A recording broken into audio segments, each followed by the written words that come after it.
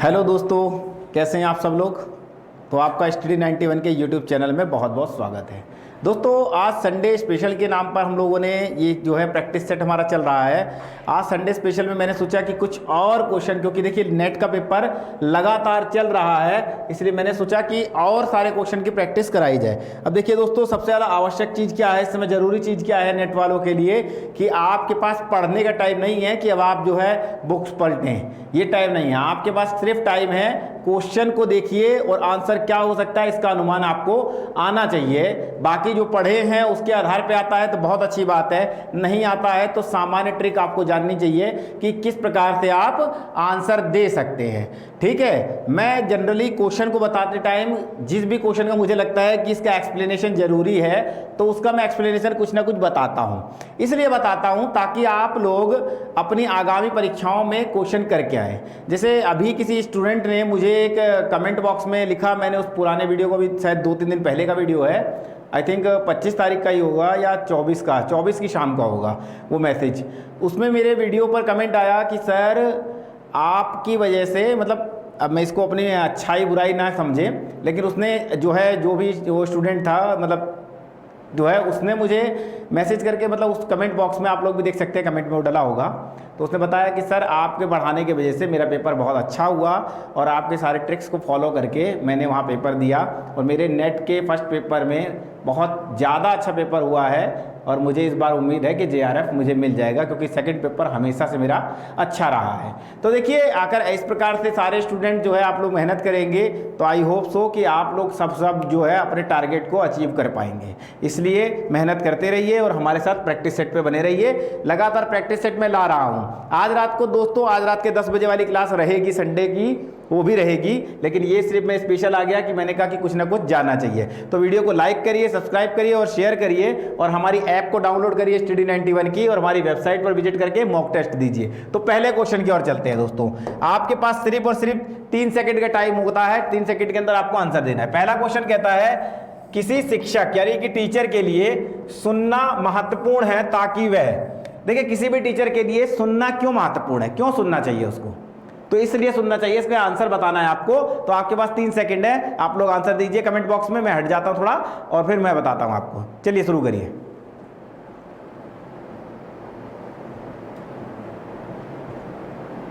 तो ठीक है, इसका आंसर क्या है, किसी शिक्षक के लिए सुनना महत्वपूर्ण क्यों है, ज्ञान प्राप्ति की कर सके इसलिए नहीं, अधिगमकर्ता को प्रसन्न रखा जा सके इसलिए, जो पढ़ने वाला बच्चा उसको प्रसन्न रखा जाए इसलिए नहीं।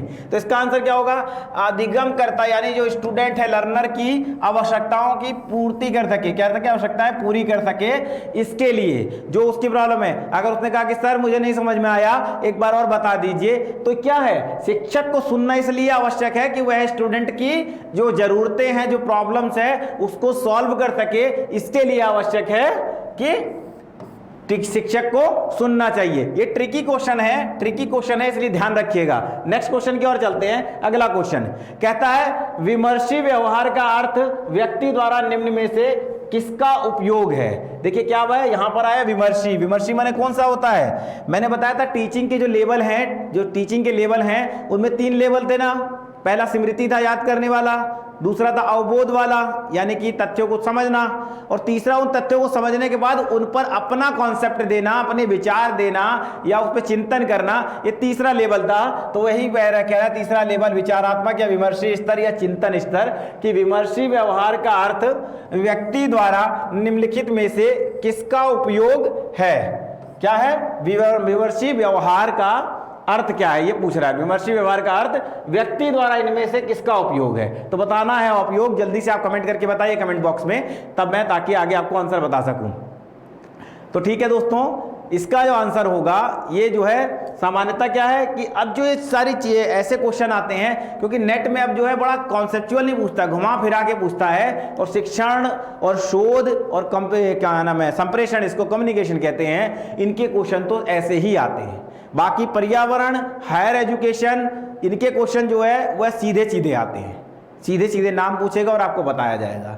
तो ये इसका आंसर होगा यहाँ पर अधिसंज्ञान। क्या, मेटाग्रेशन, ये जो है इसका होगा अधिसंज्ञान के लिए। विमर्शी क्या होता है? अधिसंज्ञान माने किसी चीज को और डीपली जानने की कोशिश करना। कैसे होगा? तो भाई विमर्शी जब किसी चीज का आप चिंतन करेंगे, जिस पर आप सोच रखेंगे, तो उसके बाद ही ना उसको समझ पाएंगे।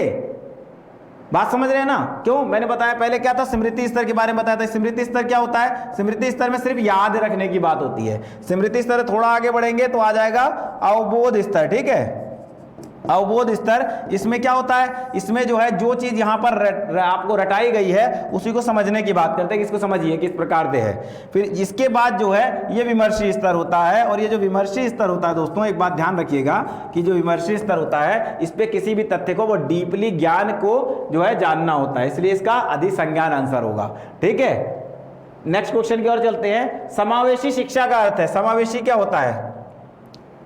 समावेश करना, मिलाना होता है एक तरीके से। समावेशी शिक्षा का अर्थ क्या होता है? तो आपके पास 3 सेकंड है, जल्दी से आंसर करिए कमेंट बॉक्स में, जल्दी आंसर करके बताइए। मैं देखता हूं कि कितने लोग गलत कर रहे हैं, कितने लोग सही कर रहे हैं। और जो भी लोग नए आते हैं वीडियो पे, वो तुरंत जो है वीडियो को लाइक जरूर किया कीजिए। इससे आपके लाइक से जो है हमको हिम्मत मिलती है कि हम आगे अच्छे क्वेश्चनों को ला सके और आपके लिए और मेहनत कर सके। और ये देखिए सबसे अच्छी बात क्या है कि जो है बहुत सारे ऐसे चैनल हैं जो आपको क्वेश्चन आंसर करा रहे हैं या और चीजें सिखा रहे हैं, पर कोई भी फुल लेक्चर नेट का नहीं देता है। मैं नेक्स्ट टाइम के लिए, अभी तो मैंने फटाफट वाले जो है एक एक लेक्चर में पूरा किया था, आगे मैं आपको फुल लेक्चर लाने वाला हूं हर टॉपिक पर एक एक चीज के लिए। ठीक है, आप लोग ने जो कमेंट बॉक्स में पिछले उसमें कमेंट किया है वो भी मैंने देखा है। ठीक है, कमेंट करते रहिए, मेरी बात तो सुनिए, कमेंट भी करते रहिए ताकि मुझे भी समझ में आए। ठीक है, इसलिए क्योंकि आप लोगों ने जो कमेंट किया है उसमें आप लोगों ने बोला है कि सर आईसीटी के और हायर एजुकेशन के अलग अलग क्वेश्चन लाइए। तो मैंने सोचा है कि मैं जो है आपको आगे जो आगामी लाऊंगा उनमें ज़्यादातर कोशिश करूंगा कि एक टॉपिक जो है आईसीटी का लेके आऊं जिसमें सारी फुल फॉर्म्स हों, यानी कंप्यूटर्स के संबंधित जितनी भी चीज़ों की फुल फॉर्म है वो सब लेके आऊंगा। इसी तरीके से पर्यावरण के लेके आऊंगा बहुत डीपली तरीके से, जो पर्यावरण के और अच्छे क्वेश्चन हो सकते हैं। और आगे जिन लोग का हो चुका है, क्योंकि 24-25 का एग्जाम हो चुका है, 26-27 में जो एग्जाम होंगे, क्योंकि 27 को तो आई थिंक आज कोई एग्जाम है नहीं। ठीक है, तो समावेशी शिक्षा का अर्थ क्या है? तो समावेशी शिक्षा का अर्थ बता रहा है। तो समावेशी शिक्षा का अर्थ होता है यह सुनिश्चित करना कि कोई बच्चा शिक्षा में पीछे ना रह जाए। समावेशी शिक्षा का अर्थ होता है सबको अपने में समावेश करना, किसी भी बच्चा, कोई बच्चा जो है वह पीछे ना रहे शिक्षा से। यह समावेशी शिक्षा का क्या है? अर्थ है। समावेशी माने सबको समाहित करना। क्या? सबको समाहित, यानी सबको लेके चलना, यही समावेशी शिक्षा होता है। ठीक है, इसका आंसर होगा डी। अगला क्वेश्चन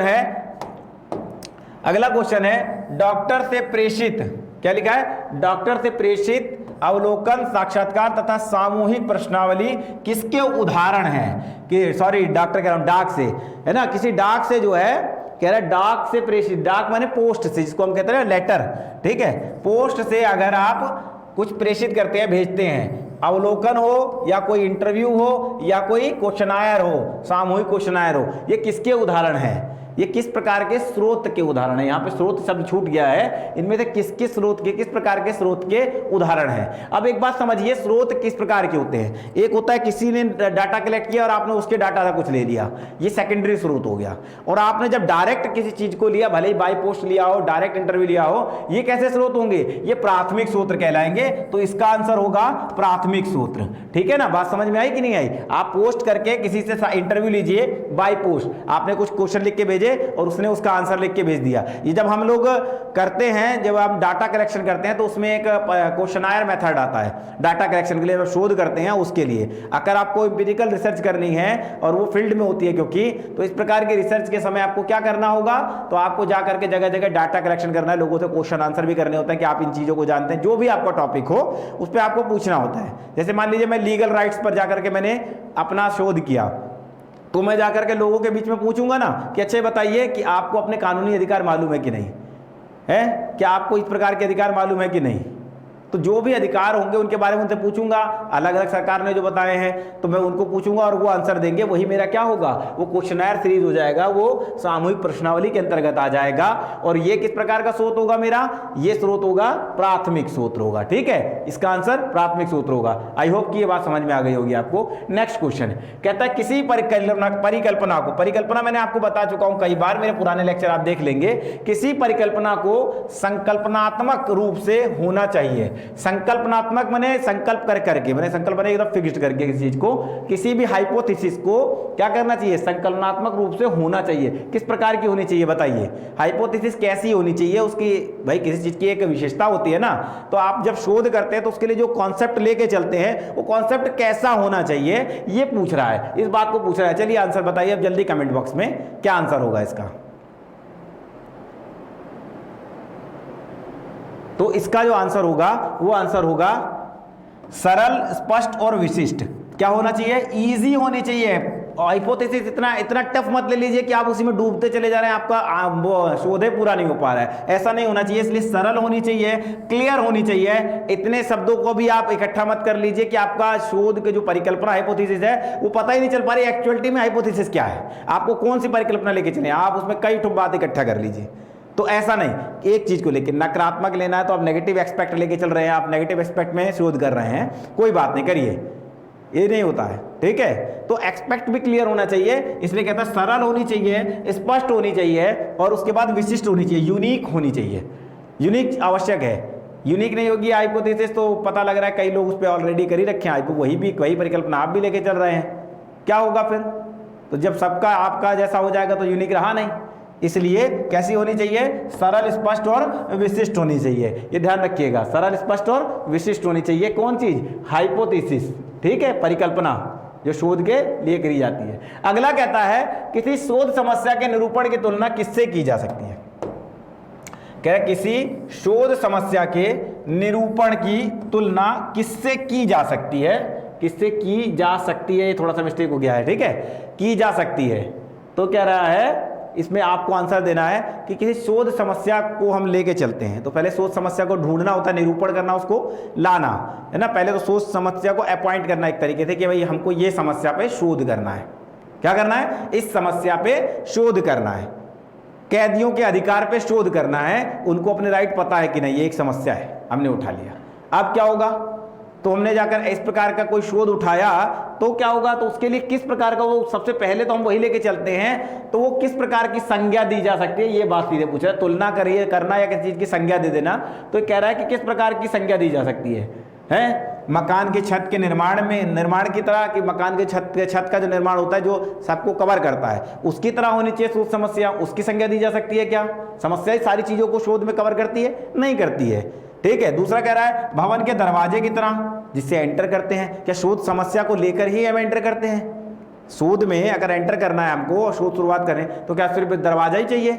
नहीं। तो क्या होगा, शोध समस्या सबसे पहले ली जाती है, इसलिए जब आप बिल्डिंग बनाते हैं सबसे पहले क्या करते हैं, पहले नींव दी जाती है, फिर दीवार चढ़ाई जाती है, फिर छत ने डाला डेरा और घर बन गया मेरा, ठीक है ना। आदित्य बिरला ग्रुप की ऐड आती है ऐसे, ठीक है।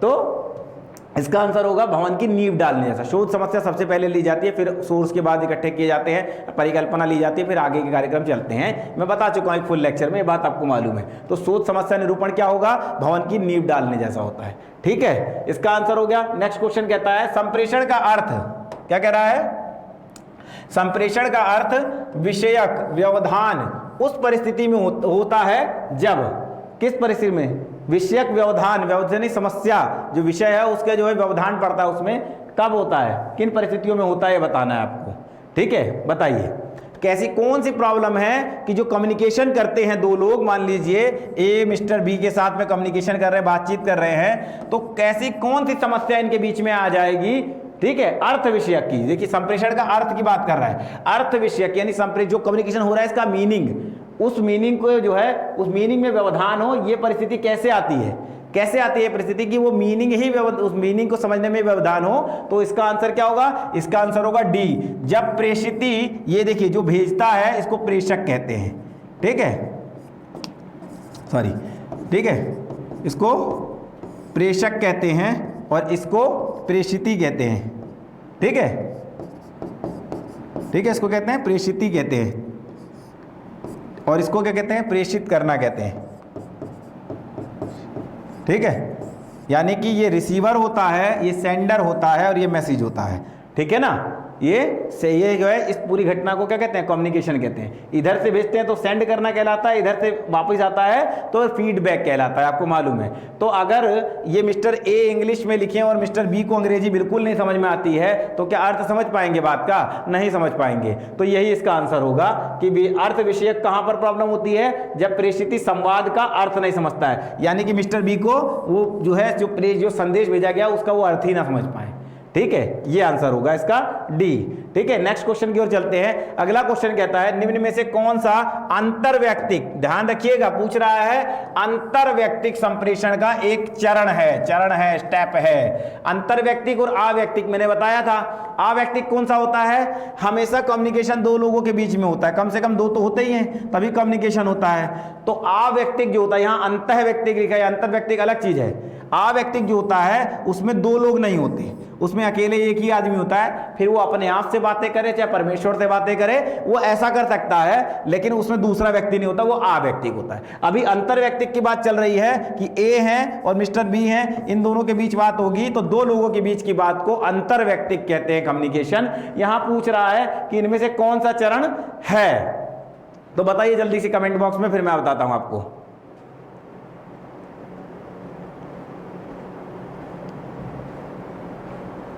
चलिए, तो इसका आंसर होगा प्रागानुभविक संप्रेषण। क्या होगा? प्रागानुभविक संप्रेषण इसका आंसर होगा। क्यों होगा? क्योंकि देखिए प्रागानुभविक का मतलब होता है दोनों के बीच में प्रणेता लाना, आपस में दो लोगों के बीच में बातचीत करने के अर्थ को समझना। ठीक है, ठीक, उनके अनुभवों के आधार पर ही वो संप्रेषण होता है। जनरली आप बात करेंगे तो आपको जब कुछ पता होगा तब ना आप जनरल दूसरे लोग से बात करते हैं, जब आपको कुछ पता ही ना तो आप बात क्या करेंगे? हैं? कुछ भी आकर सामने वाला बोलता रहेगा हाँ, ऐसा करते रहेंगे तो क्या होगा? आपको उसमें इंटरेस्ट नहीं है ये समझेगा, या आपको नॉलेज नहीं है ये समझेगा, ऐसी कोई भी बात हो सकती है। ठीक है, तो इसका आंसर जो होगा वो प्रागानुभविक संप्रेषण होगा, कम्युनिकेशन होगा। अगले क्वेश्चन की ओर चलते हैं। कह रहा है निम्न में से कौन सा आधुनिक संचार मीडिया की विशेषता है? कह रहा है आजकल की जो मीडिया है, आधुनिक संचार मीडिया यानी आधुनिक कम्युनिकेशन की मीडिया है, इसकी विशेषता क्या है? बहुत सरल है, इसका आंसर आप जल्दी से दे दीजिए, फिर मैं बता देता हूं। आंसर तो आपको सबको मालूम ही है इसका। तो इसका जो आंसर है वो क्या है? तो इसका आंसर है पूंजी प्रधान। क्या है? इसका आंसर है पूंजी प्रधान, क्योंकि आजकल की मीडिया किस प्रकार की है? पूंजी प्रधान है। और इसी के आधार पर, क्योंकि अब जो युग चल रहा है पूंजीवाद का युग चल रहा है, तो स्वाभाविक है कि पूंजी प्रधान होगा। ठीक है, इसका आंसर, क्योंकि आजकल मीडिया जो है बहुत बड़े बड़े मीडिया हाउस हैं, बहुत बड़े बड़े मीडिया घराने हैं, वह लोग चलते हैं। आपको मालूम ही है, जैसे बहुत सारे आपको चल रहे हैं, आज तक कितना बड़ा जो है वो है, आज तक हो गया, एबीपी हो गया, बहुत सारे मीडिया में कितनों का नाम गिनाऊं आपको। तो इस प्रकार से ये प्रधान पूंजी है। ठीक है, क्या है? प्रधान पूंजी है इसका आंसर। नेक्स्ट क्वेश्चन कहता है निम्नलिखित में से कौन सा अवाचिक संप्रेषण का अश्वमेव घोषित होगा? ठीक है, क्या कह रहा है? अश्वमेव घोषित होगा। किसका कह रहा है? अवाचिक संप्रेषण। मैंने आपको बताया था अवाचिक संप्रेषण क्या होता है। वाचिक क्या होता है? वो जो शब्दों द्वारा हो। क्या हो? जो शब्दों द्वारा हो। अब ये शब्दों द्वारा कैसा हो? चाहे वो बोल करके हो, चाहे वो लिख करके हो, या सिंबल के द्वारा हो, ये क्या कहलाएगा? ये कहलाएगा वाचिक। और यहाँ पूछ रहा है अवाचिक। अवाचिक इशारों द्वारा, भाव भंगिमा द्वारा, या इसी किसी भी तरीके से होता है। इसी अवाचिक को गैरवाचिक भी बोलते हैं, मैंने आपको बताया था। ठीक है, तो यहाँ पूछ रहा है कि अवाचिक का अश्वमेव घोषित करता है। ठीक है, अश्वमेव घोषित करता है, ये पूछ रहा है। तो आंसर क्या होना चाहिए बताइए, जल्दी से कमेंट करके बताइए, फिर मैं आपको बताता हूं। चलिए, इसका आंसर मैं बता देता हूं। तो कह रहा है किसी व्यक्ति द्वारा अनुपालन किया जाने वाला ड्रेस कोड। ठीक है, क्योंकि अवाचिक में क्या होता है? ड्रेस कोड, कलर, इशारे, भाव भंगिमा, ये सब किस में आता है? ये सब चीजें आती हैं अवाचिक में। ये मैंने आपको बताया था कलर किस चीज का है, तो वो सांस्कृतिक जो है संप्रेषण का एक प्रकार हो सकता है। ठीक है ना, कलर किसी चीज का। ठीक, तो इसका है ड्रेस कोड। ठीक है, ड्रेस कोड है, मुंह से नहीं बोल रहे, लेकिन ड्रेस कोड पहने आप, उसी से पहचान जाएंगे, कम्युनिकेशन आपका हो रहा है। अच्छा भैया, ये जो है ये वाली ड्रेस पहने हैं, ये इस स्कूल के बच्चे हैं, ये भी कम्युनिकेशन है कि नहीं? आप उसके ड्रेस कोड से पहचान जाए वो क्या है, वो किस बारे में है। ठीक है, इसके लिए अगला क्वेश्चन कहता है आगमनात्मक तर्क। कहता है आगमनात्मक तर्क किस तरह उत्पन्न होता है, आगमनात्मक तर्क किस तरह उत्पन्न होता है, बताइए। इंडक्टिव डिडक्टिव मेथड मैंने आपको पढ़ाया था, इसका आंसर दीजिए। इसको मैं आपको समझाऊंगा नहीं, क्यों? क्योंकि इंडक्टिव डिडक्टिव मेरे पहले ही लेक्चर में है। अगर आपने शिक्षण अभिवृत्ति देखा होगा तो पहले लेक्चर मैंने पूरा बताया है। आप बताइए जल्दी से क्या होता है, फिर मैं बता देता हूं आपको। चलिए मैं बताता हूं। अब कहता है विशिष्ट से सार्वभौमिक की ओर, माने कोई विशिष्ट, देखिए क्या होता है, आगमनात्मक और एक निगमनात्मक की बात सुनी होगी आपने। जो निगमनात्मक होता है इसमें क्या होता है, इसमें कोई चीज सामान्य चीज ली जाती है, सामान्य ली जाती है, फिर विशिष्ट की ओर विशिष्ट बताया जाता है। क्या? फिर विशिष्ट बताया जाता है, ये चलता है निगमनात्मक में। और आगमनात्मक जस्ट उल्टा होता है, विशिष्ट लेते हैं और सामान्यकरण की ओर चलते हैं, सार्वभौमिक की ओर चलते हैं, यह होता है आगमनात्मक। ठीक है, निगमनात्मक उसका उल्टा होता है, सामान्य लेंगे और विशिष्ट की ओर चलेंगे। ठीक है, तो ये ध्यान है आपको, मैंने बहुत सारे बार बता चुका हूं।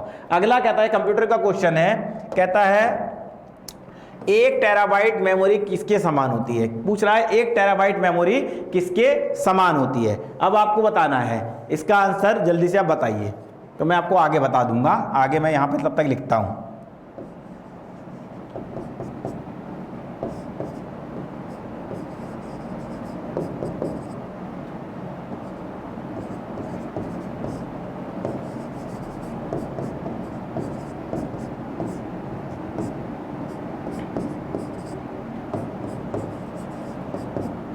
जल्दी से बताइए। चलिए, आप लोगों ने लगभग आंसर कर लिया है। मैं आपको बता दे रहा हूं, इसका आंसर तो आपको सबको दिख रहा है, यही इसका आंसर होगा। ठीक है, 1 TB का। ये TB के प्रकार में ये कई प्रकार से पूछ लेता है। तो सबसे छोटी मेमोरी जो हम कमांड देते हैं ना, जो भी हम कमांड देते हैं वो बिट में काउंट होता है। कोई भी चीज़ आप क्लिक करेंगे, कंप्यूटर पर टाइप करेंगे, वो बिट में गिनती होगी। वो बिट क्या होती है, वो 0 और 1 की फॉर्म में बिट को कहते हैं। ठीक है, सबसे नीचे ये होता है। सबसे पहले क्या होता है, आप कमांड देंगे वो बिट कहलाएगा। वो बिट, एक बिट में एक 0 और 1 होता है, ऐसा होता है। ठीक है, एक बिट को इस तरीके से काउंट किया जाता है 0 और 1 के फॉर्म में। अब 8 बिट बराबर 1 बाइट होता है। ठीक है, और 1024 बाइट 1 किलोबाइट होता है। 1024 किलोबाइट जो है ये 1 मेगाबाइट होता है, MB होता है। ठीक है, और यही 1024 MB जो होता है ये 1 GB होता है। ठीक है, और 1024 GB जो होता है, ये MB होगा। ठीक है, GB जो होता है वो 1 TB होता है। ठीक है, टेराबाइट। ठीक, TB होता है टेराबाइट, और यहाँ पूछा क्या है, टेराबाइट होता है। ठीक है, अगर इन तीनों को 1024 को इंटू करेंगे तो आपका आंसर आ जाएगा। ठीक है, एक आपका आंसर आ जाएगा। ये एक फॉर्म है, ये मैंने आपको बता दिया है। क्वेश्चन में इसको पूछता है, पिछले से पिछली बार भी लगातार इस क्वेश्चन को नेट में पूछा गया है। नेक्स्ट क्वेश्चन को देखिए, ऑडियो और वीडियो कॉन्फ्रेंशन में RGB का क्या अभिप्राय है, क्या होता है, व्हाट इज RGB। ठीक है, ये सिर्फ कलर की बात कर रहा है कि ये RGB जो है ये क्या है। RGB क्या है मालूम है, ये इन कलर का नाम है। तो जरा बताइए RGB का बारे में। ठीक है, ऑडियो वीडियो में कह रहा है, ऑडियो और वीडियो कॉन्फ्रेंशन में RGB का अभिप्राय है किस चीज़ से। हम, आपने देखा होगा, आप कभी डिस्प्ले पे जाइए कंप्यूटर के और ऐसे करके बगल से उसको ऐसे दबाइए। जब आप दबाएंगे तो डिस्प्ले में क्या होगा, लिक्विड होता है, वो डिस्प्ले लिक्विड वाली होती है, तो वो उस जगह से हल्की सी लाल सी हो जाती है, लाल हरी नीली होती है। ठीक है, क्या होती है, लाल हरी और नीली होती है। तो यहाँ पर जो है रेड ग्रीन और ब्लू की बात करता है, तो इसका आंसर क्या होगा, रेड ग्रीन और ब्लू। ठीक है, वही ये तीनों क्रिस्टल जो होते हैं कंप्यूटर के, किसी भी इमेज को बनाने में यही क्रिस्टल काम करते हैं। क्या करते हैं, किसी भी इमेज को बनाने में यही 3 कलर के क्रिस्टल काम करते हैं। इनको बेसिक कलर भी बोल सकते हैं। क्या कह सकते हैं, इनको बेसिक कलर भी बोल सकते हैं। ठीक है, किसी भी इमेज को बनाने में, आपका किसी इमेज को आप फाड़ते चले जाइए, ऐसे जूम करते जाइए डिस्प्ले पर, तो आपको दिखाई देगा छोटे छोटे क्रिस्टल होते हैं। वो क्रिस्टल क्या होते हैं, वो इन्हीं कलर के होते हैं, इन्हीं 3 कलर के होते हैं। नेक्स्ट क्वेश्चन, ठीक है, क्या कह रहा है, संकल्प का विस्तार है, यानी फुल फॉर्म ऑफ संकल्प क्या है, संकल्प का विस्तार क्या है, ये फुल फॉर्म पूछ रहा है। जल्दी से कमेंट करके बताइए कमेंट बॉक्स में क्या होगा। तो इसका जो आंसर होगा संकल्प का, वो क्या होगा, तो इसका आंसर है skills exhibition and knowledge awareness for livelihood promotion. ठीक है, क्या होगा, लाइवलीहुड प्रमोशन होगा इसका आंसर। ठीक है, ये जो है आप इसको एक बार मेरे कहने पर इसके बारे में पूरा जरूर पढ़िएगा, इसलिए क्योंकि अभी इतना समय नहीं है कि मैं सबको पूरे को समझाऊं, लेकिन ये आपके इसलिए आवश्यक है कि इसके अंदर की बात पूछ लेता है कि इसके उद्देश्य क्या क्या हैं, उनमें क्या क्या चीज़ों को सम्मिलित किया गया है। ठीक है, तो यहाँ इसका फुल फॉर्म बताता हूँ। अगला क्वेश्चन देखिए, निम्न में से कौन सा वेब ब्राउजर नहीं है? वेब ब्राउजर आप जानते हैं, वेब ब्राउजर वो होते हैं जिससे हम लोग सामान्यतः कोई चीज़ सर्च करते हैं जा करके। इंजन नहीं, वो अलग चीज़ है। सर्च इंजन अलग चीज़ है, ब्राउज़र अलग चीज़ है। इंजन जो होते हैं वही ब्राउज़र भी अवेलेबल कराते हैं एक तरीके से। तो यहाँ बताना है, तो इसमें से बताना है कौन सा नहीं है। पूछा क्या है? नहीं है। ठीक है, तो इंटरनेट एक्सप्लोरर आपको पता है, ये ज़्यादातर गवर्नमेंट बैंकों वगैरह इन सब गवर्नमेंट साइटों का काम करता है। ये सर्च इंजन है। दूसरा मोजिला फायरफॉक्स आप जानते हैं, ठीक है, ये भी सर्च इंजन है। गूगल क्रोम तो आप सबके फ़ोन में होगा। ठीक है, इसके बाद बचता है याहू। याहू सर्च इंजन नहीं है। ठीक है, याहू क्या है? ये सर्च इंजन नहीं है, ये ध्यान रखिएगा। ठीक है, सर्च इंजन वो आपको पता है आपके फ़ोन में एप्लीकेशन टाइप से रहते हैं। ठीक, आपके लैपटॉप डेस्कटॉप में भी आप देखेंगे तो दिखाई देगा। ठीक है, इसके बाद कह रहा है कौन सा प्रदूषक समुद्री, नेक्स्ट क्वेश्चन कह रहा है कौन सा प्रदूषक समुद्री प्रदूषण का सबसे बड़ा स्रोत है? प्रश्न क्या है, ध्यान से समझिए। प्रदूषक क्या होता है? वो एलिमेंट जो प्रदूषण को बढ़ाता है उसको प्रदूषक कहते हैं। सीधी बात, सामान्य भाषा। क्या? प्रदूषण को बढ़ाने का जो तत्व होता है, जो एलिमेंट होता है या जो चीज होती है, उसी को हम प्रदूषक कहते हैं। ठीक है, जिसके द्वारा प्रदूषण बढ़ेगा वो प्रदूषक कहलाएगा। तो कह रहा है कि समुद्री प्रदूषण का तत्व कौन सा है इनमें से, किस वजह से बढ़ता है? आपको आंसर देना है। ठीक है, जल्दी से आंसर दीजिए। समुद्री प्रदूषण कैसे बढ़ता है? चलिए मैं आपको बता देता हूं, अभी आप कमेंट बॉक्स में देख रहे हैं। कृषि अपवाह, कृषि अपवाह। दूसरा कह रहा है तेल रिसाव। ठीक है, कृषि अपवाह और तेल रिसाव, ये वास्तविकता में ये दोनों हैं, दोनों ही होते हैं। इसका आंसर होगा ए और डी। समुद्री प्रदूषण इन्हीं दोनों के कारण से बढ़ता है। ठीक है, अपवाह और तेल रिसाव के कारण से बढ़ता है। सॉरी, ए और डी है, कृषि अपवाह नहीं होगा, इसका सीवेज होगा। सीवेज का जो होता है इसको कहते हैं, सॉरी। तो एक तो तेल रिसाव होता है, आपको अक्सर ये घटना अखबारों के माध्यम से, कई बार आप क्योंकि हिंदी अखबार पढ़ते हैं तो नहीं मिलेगा ज़्यादा, लेकिन जब आप कोई द हिंदू, इंडियन एक्सप्रेस, नवा जो क्या नाम है, टाइम्स ऑफ इंडिया या इस टाइप के अखबार पढ़ेंगे तो जनरली जो है वो देश विदेश पेज जो होता है उनका, उस पर आपको तेल रिसाव की घटनाएं अभी कभी जो है हाल ही में कुछ समय पहले भी हुई थी, लगातार होती रहती है कहीं ना कहीं। तो तेल रिसाव एक प्रॉब्लम, इसके कारण भी जलीय जीव मर जाते हैं समुद्र के, जो ऊपर की तरफ रहते हैं वो। और सीवेज भी समुद्र को प्रदूषित करने में बड़ा भूमिका निभाता है, ये आप जानते हैं कि वो पानी जो है नदी नालों में जाएगा, नदी नालों से वो समुद्र की ओर जाएगा। सीवेज भी एक बड़ी समस्या है समुद्र के प्रदूषण की। तो इसका आंसर जो है बी और डी है, ये बी और डी है, इसका आंसर होगा सी, क्योंकि यहाँ दोनों आंसर को दिया गया है। ठीक है, नेक्स्ट क्वेश्चन की ओर चलते हैं। वर्ष 2022 तक पवन ऊर्जा, ये देखिए ये भी इंपॉर्टेंट क्वेश्चन है। वर्ष 2022 तक पवन ऊर्जा से बिजली उत्पन्न करने के लिए भारत सरकार ने क्या लक्ष्य निर्धारित किया है? यानी कितने गीगावाट बिजली जो है भारत सरकार पवन ऊर्जा के द्वारा पैदा करेगी और प्राप्त करेगी 2022 तक? प्रश्न ये है, तो इसका आंसर दीजिए। लगातार आने वाला प्रश्न है और इससे टोटल लगा हुआ है, जल्दी बताइए तो मैं आपको इसका आगे का आंसर बताता हूँ। चलिए मैं बता देता हूँ इसका आंसर। इसका आंसर होगा 60 गीगावाट। कितना? 60 गीगावाट। एक प्रश्न मैंने जो है कल के लेक्चर में भी आपको बताया था कि 100 गीगावाट जो है, 100 गीगावाट बिजली जो है भारत सरकार वो कहाँ से पाएगी? छत पर सोलर पैनल के द्वारा पैदा करेगी। छतों के सोलर पैनल द्वारा 100 गीगावाट का लक्ष्य रखा गया है और 60 गीगावाट का लक्ष्य रखा गया है किससे? पवन ऊर्जा के द्वारा। और 10 गीगावाट का जो है लक्ष्य रखा गया किसके द्वारा? वो जो है जो विद्युत परियोजनाएं होती हैं ना, वो वाली ऊर्जा की, उसके द्वारा रखा गया है। ऐसा कुल मिलाकर के 175 गीगावाट के आसपास की बात है, लेकिन इसका आंसर आपका 60 गीगावाट होगा। और छत वाला 100 गीगावाट। अगर छत की बात आती है, छत पे सौर पैनल द्वारा जो लक्ष्य रखा गया वो कितना है? तो 100 गीगावाट आप बताइएगा, ध्यान रखिएगा। नेक्स्ट क्वेश्चन की ओर चलते हैं। कच्छ वनस्पति कहाँ मिलती है? अब देखिए प्रश्न क्या है, ध्यान से सुनिए। कच्छ वनस्पति कहाँ मिलती है? ठीक है, ये है वनस्पति, माने एक तरीके से जंगल की बात कर रहा है।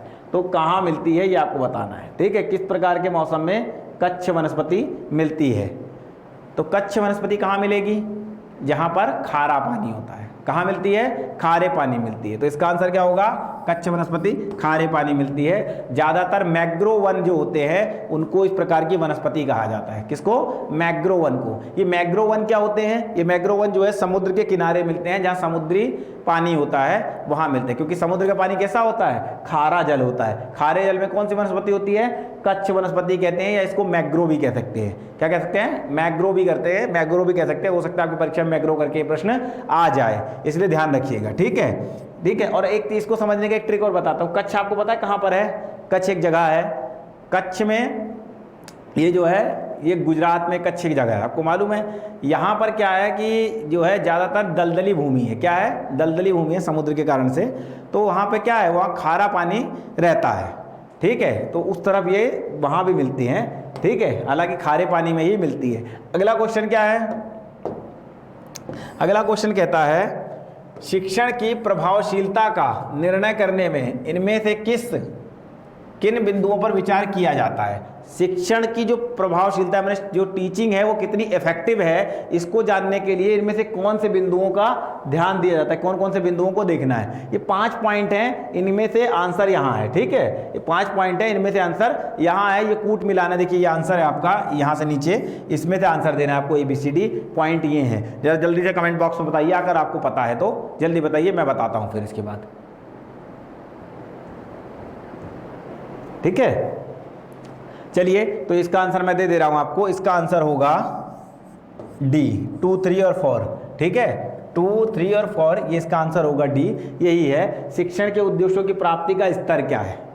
शिक्षण के उद्देश्यों की जो प्राप्ति है इसका स्तर क्या है, कितना प्राप्त कर ले रहा है। दूसरी बात, सीखने में विद्यार्थी द्वारा लिया जाने वाला समय कितना है, कितनी जल्दी सीख ले रहा है। यदि किसी शिक्षण संस्थान में या किसी शिक्षण में मान लीजिए कि मैं पढ़ा रहा हूँ, मेरे द्वारा आप जल्दी जल्दी सीख ले रहे हैं, तो इसमें क्या है, मेरा शिक्षण प्रभावी होगा, अच्छा माना जाएगा। कितने समय में सीख ले रहे हैं, जितना जल्दी सीख लेंगे उतना अच्छा माना जाता है। इसके अलावा शिक्षण में अध्यापक द्वारा प्रयोग में लाए जाने वाला क्या संसाधन कैसा है। जो है बहुत ज़्यादा खर्चीले संसाधन का उपयोग करके आप पढ़ा रहे हैं और बच्चा जो है जल्दी नहीं सीख पा रहा है, तो उसका भी कोई लाभ नहीं है। इसलिए जो है इन तीनों का बेसिकली ध्यान रखा जाता है। सभी विषयों में विद्यार्थियों का प्राप्तांक ये नहीं रखा जा सकता, क्योंकि सबका IQ लेवल बराबर नहीं है। हर बच्चा हर विषय में ज़्यादा नंबर नहीं पा सकता। किसी की मैथ कमजोर होगी तो किसी की हिंदी कमजोर होगी, किसी की इंग्लिश कमजोर होगी तो किसी की साइंस कमजोर होगी, ऐसा विषय रहता है। तो इस तरीके से आप ये नहीं कह सकते ये हो नहीं सकता। इसके अलावा कक्षा में विद्यार्थियों की उपस्थिति की नियमितता, उपस्थिति की जो है रेगुलर अटेंडेंस जो है बच्चों की, ये इस बात को नहीं दर्शाती है कि शिक्षण बहुत प्रभावी है। ठीक है, हो सकता है कोई काजेज हो, नहीं हो, है ना। क्या ये काजेज नहीं हो सकता। आप कोरोना काल को देख लीजिए, इसमें क्या बच्चे स्कूल जा रहे हैं, उनकी अटेंडेंस लग रही है? नहीं, वो ऑनलाइन सिस्टम चल रहा है। बच्चा अगर फ़ोन पे आकर के रख दे अपना फ़ोन, डिस्प्ले ऑफ कर दे खाली अपनी, क्या होगा, तो पता लग जाएगा हाँ अटेंडेंस है, बच्चा पढ़ थोड़ी रहा है। इसलिए इसका आंसर होगा ये 3 महत्वपूर्ण बिंदु ये हैं। ठीक है, अब इसके अगले क्वेश्चन पे चलते हैं। आपका आंसर हो गया। नेक्स्ट क्वेश्चन है, इसका आंसर जल्दी दीजिए। मात्रात्मक शोध क्या पूछ रहा है? मात्रात्मक शोध को डैश भी कहा जाता है। कौन सा शोध कहा जाता है? चलिए जल्दी से आंसर दीजिए। इसका कौन सा शोध कहा जाता है? मात्रात्मक शोध को और किस नाम से जाना जाता है? जनरल पूछ रहा है बस ये। ठीक है, किस नाम से जाना जाता है तो बताइए। मैंने आपको बताया था जब मैं शोध पढ़ाया था, शोध के प्रकार में मैंने बताया था आपको, इसका आंसर होगा संरचित। मैंने बताया था कि मात्रात्मक का ही उप प्रकार है संरचित, और क्या बताया था, गुणात्मक का उप प्रकार है असंरचित। ये मैंने दोनों आपको बताया था। ये वर्णात्मक उपगाम ये अलग विषय है, लेकिन ये किसका है? ये मात्रात्मक का एक प्रकार ये है संरचित, मात्रात्मक की तरह होता है, और ये जो है गुणात्मक की तरह होता है। ठीक है, ये किसकी तरह होता है? ये गुणात्मक की तरह होता है, ध्यान रखिएगा। ठीक है, इसकी तरह होता है। तो ये इसका आंसर हो गया संरचित उपगम। ध्यान रखिएगा किसकी तरह होता है? संरचित। देखिए मात्रात्मक गुणात्मक पहले लिखते हैं, पहले मात्रात्मक लिखते हैं फिर गुणात्मक लिखते हैं शब्द को, ऐसे पहले संरचित लिखते हैं फिर असंरचित लिखते हैं, है ना। ठीक है, आगमनात्मक लिखते हैं फिर निगमनात्मक लिखते हैं। ये ऐसे भाई भाई और ये ऐसे भाई भाई। ठीक है, हालांकि ये दोनों में क्रॉस मल्टीप्लिकेशन है ये, तो इसको समझ लीजिए। बात एक बेसिक कॉन्सेप्ट बता रहा हूँ सिर्फ समझने के लिए। ठीक है, तो मात्रात्मक क्या होगा? संरचित है एक प्रकार। ठीक, अगला क्वेश्चन देखिए। एक अध्यापक के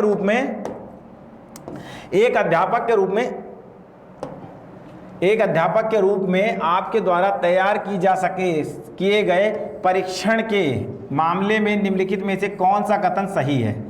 ठीक है, आप एक टीचर हैं, आपने कुछ परीक्षण के टेस्ट लेने के लिए आपने क्या किया है, तैयार किया है कोई टेस्ट, उसमें से इनमें से कौन सी बात सही होगी उस टेस्ट के लिए बताना है आपको। चलिए जल्दी आंसर करिए, मैं और हट जाता हूँ, आपको प्रश्न पढ़ने में मदद मिलेगी।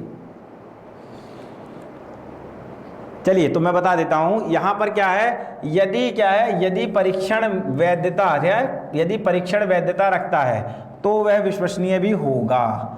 ठीक है, यदि आपको क्या है, एक अध्यापक रूप में आपके द्वारा तैयार किए गए परीक्षण के मामले में इनमें से कौन सा कथन सही है, तो आपका आकर परीक्षण वैधता रखता है, वैधता माने आकर वो ऑथेंटिक है, तो वो क्या होगा, वो ट्रस्टेबल भी होगा। क्योंकि कोई भी टेस्ट जो होता है वो आकर क्या है, वो कोई भी टेस्ट जो है यदि अगर वो वैधता रखता है तो वो क्या होगा, वो विश्वसनीय भी होगा। यह बात भी आपको क्लियर हो गई होगी। ठीक है दोस्तों,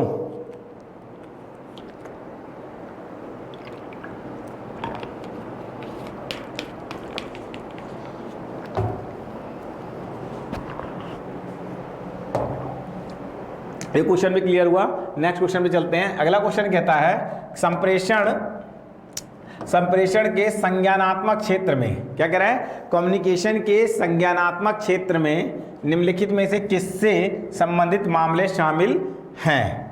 किससे संबंधित होते हैं, संज्ञानात्मक जो होता है वो सिर्फ नॉलेज से रिलेटेड होता है। किससे होता है, सिर्फ नॉलेज से रिलेटेड होता है। इसका आंसर बहुत आसान है, इसका आंसर शब्द में ही छुपा है, इसका आंसर है ज्ञान। किससे, संज्ञानात्मक जो है सिर्फ नॉलेज या ज्ञान से संबंधित होता है, इसलिए इसका आंसर सिर्फ क्या है, किस प्रकार के मामले शामिल होते हैं संज्ञानात्मक संप्रेषण में।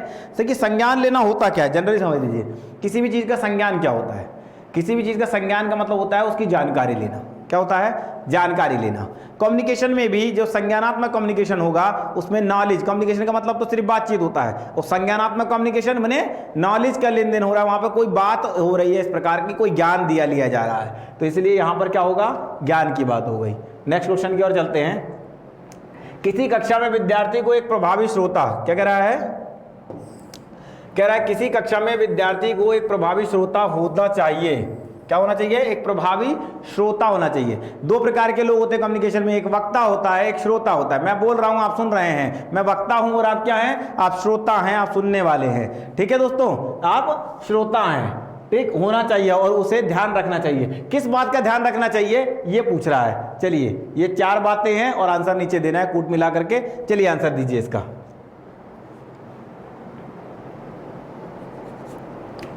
चलिए तो मैं इसका आंसर बता दे रहा हूं, इसका आंसर है डी, सी और डी। अकादमी का पाठ, यानी कि कौन सा पाठ चल रहा है वहां वो, और दूसरा संप्रेषण विकरणों का ध्यान रखना चाहिए, कम्युनिकेशन के विकरणों का ध्यान रखना चाहिए कि कैसे मिल रहा है, इस चीज का ध्यान रखना चाहिए। ये दो बातें अगर विद्यार्थी रखेंगे तो क्या होगा, विद्यार्थी एक प्रभावी श्रोता होना चाहिए और उसे इन दो बातों का ध्यान रखना चाहिए कि पाठ क्या चल रहा है और कैसा कम्युनिकेशन हो रहा है, इन दोनों का ध्यान रखना चाहिए। अध्यापक की शक्ल का ध्यान नहीं रखना चाहिए, उसके आड़ा टेढ़ा मुंह है उससे कोई फर्क नहीं पड़ता है, ज्ञान कैसा मिल रहा है इससे फर्क पड़ता है। ठीक है, साथियों का, आपके क्लास में अगल बगल में कौन से साथी बैठे हैं, कौन सा लड़का बैठा है, कौन सी लड़की बैठी है, इससे भी फर्क नहीं पड़ना चाहिए। जैसे आप लोग आते हैं और जब मैं लाइव पढ़ाता हूं और आप लोग आते हैं तो आप लोग क्या करते हैं, तुरंत मैसेज करने लगते हैं, अरे फलाना लड़की का नाम लेकर के। कुछ लोग हैं ऐसे जो करते हैं कि अरे आप जो है कहाँ से हैं, आप कहाँ से हैं, बातचीत होने लगती है। अरे वहाँ आपको ये नहीं करने की बजाय साथियों का ध्यान नहीं देना है, आपको क्या ध्यान देना है, अकादमिक पाठ क्या पढ़ाया जा रहा है, विकर्षण कम्युनिकेशन का कैसा है, किस प्रकार से कनेक्ट कर रहे हैं, इन दोनों की बात ध्यान रखनी चाहिए बस। ठीक है, चलिए नेक्स्ट क्वेश्चन। आम संप्रेषण और कक्षा में होने वाले संप्रेषण, जनरल कम्युनिकेशन और कक्षा में होने वाले संप्रेषण में सूचना और विषय वस्तु के प्रक्रम प्रक्रिया को डैश कहा जाता है। क्या कहा जाता है ये बताना है, प्रक्रम प्रक्रिया को, उसके जो प्रक्रम है उसका जो डाउन है उस प्रक्रिया को क्या कहा जाता है, यहां पर बताना है आपको। ठीक है, आम संप्रेषण और कक्षा संप्रेषण में होने वाले सूचना और विषय वस्तु के प्रक्रम प्रक्रिया को डैश कहा जाता है। क्या कहा जाता है, आंसर करिए जल्दी से। तो इसका आंसर होगा गेट कीपिंग कहा जाता है। क्या कहा जाता है? गेट कीपिंग कहा जाता है, शुरुआती कहा जाता है।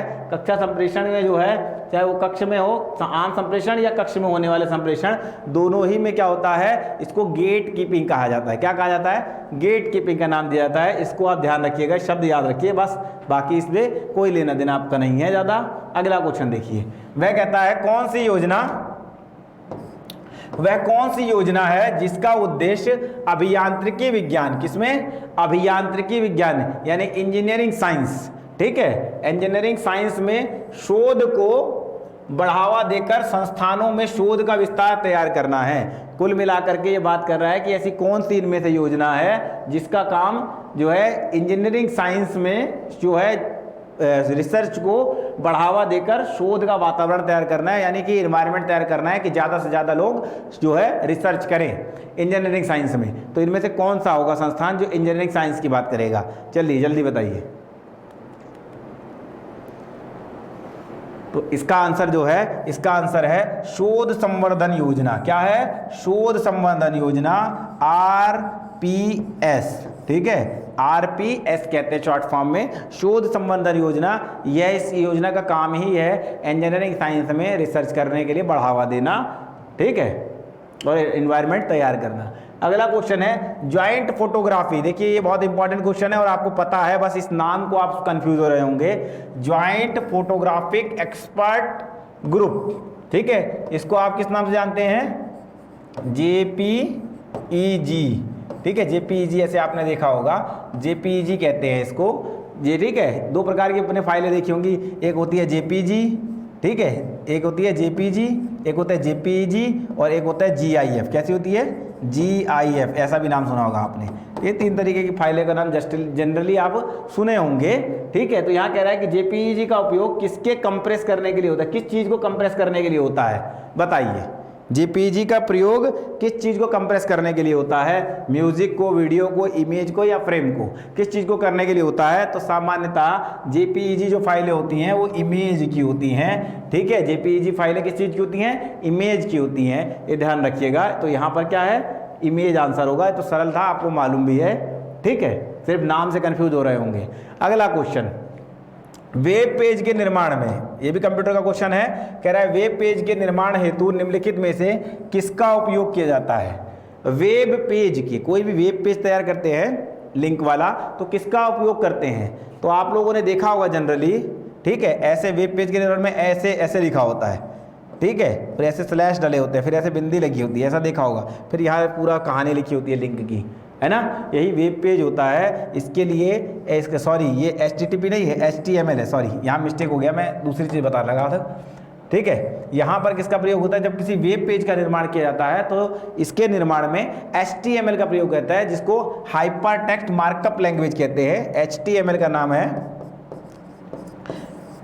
मैं अगले को दूसरे क्वेश्चन को सोचने लगा, इसलिए थोड़ा मिस्टेक हो गया, ठीक है। तो HTML इसका नाम है। HTML के द्वारा ही हम किसी भी वेब पेज को बनाते हैं, हाइपर टेक्स्ट मार्कअप लैंग्वेज। उसकी लैंग्वेज तैयार करेंगे तो वेब पेज तैयार होगा। इसको कंप्यूटर की भाषा में HTML के नाम से जाना जाता है, ये ध्यान रखिएगा, ठीक है। HTML। दूसरा जो है HTTP है। HTTP जो है वो सर्च के बॉक्स में जब आप देखते होंगे तो कोई भी लिंक के पहले HTTP लगा होता है, वो होता है URL जो है, ये भी आप जानते हैं, ठीक है। ये गणितीय घटनाओं के लिए होता है। किसके लिए होता है? जो हम लोग, आपने कीबोर्ड देखा होगा, कीबोर्ड में साइड में मैथमेटिकल नंबर्स होते हैं, इसके लिए URL काम करता है, ठीक है।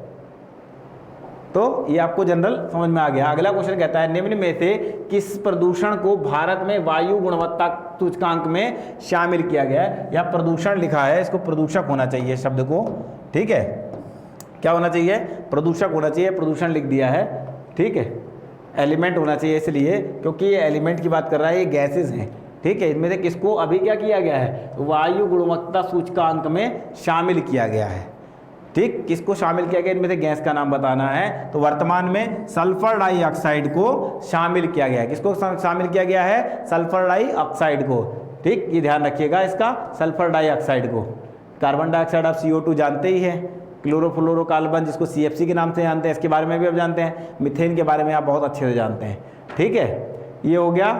अगला क्वेश्चन देखिए, वैदिक शिक्षा पद्धति में किस माध्यम का प्रयोग किया जाता था? माध्यम माने भाषा बात कर रहा है, ठीक है। किस भाषा में? वैदिक से वैदिक जब आप वेद पढ़ते हैं या कुछ भी पढ़ते हैं किस भाषा में है? तो ये बहुत सरल आंसर है, संस्कृत भाषा में है, ठीक है। गौतम बुद्ध की भाषा कौन सी थी?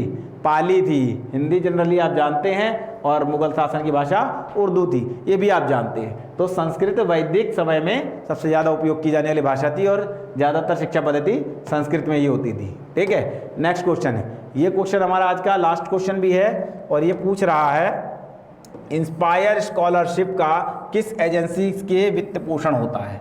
क्या कह रहा है? इंस्पायर स्कॉलरशिप का कौन सी एजेंसी जो है क्या करती है? वित्त पोषण करती है, पैसा देती है। कौन सी एजेंसी देती है इस स्कॉलरशिप को?